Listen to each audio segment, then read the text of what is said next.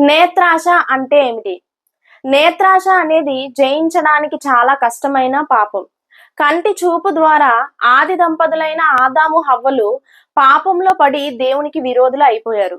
దేవుడు వారిని ఏ పండును తినవద్దు అని ఆజ్ఞాపించి చెప్పాడో, ఆ పండును వారు చూచినప్పుడు అది చూపునకు రమ్యముగా కనబడిందని బైబిల్‌లో ఉంది. ముందుగా చూసేరు, ఆ వెంటనే దాన్ని తినాలన్న ఆశ వారికి పుట్టింది.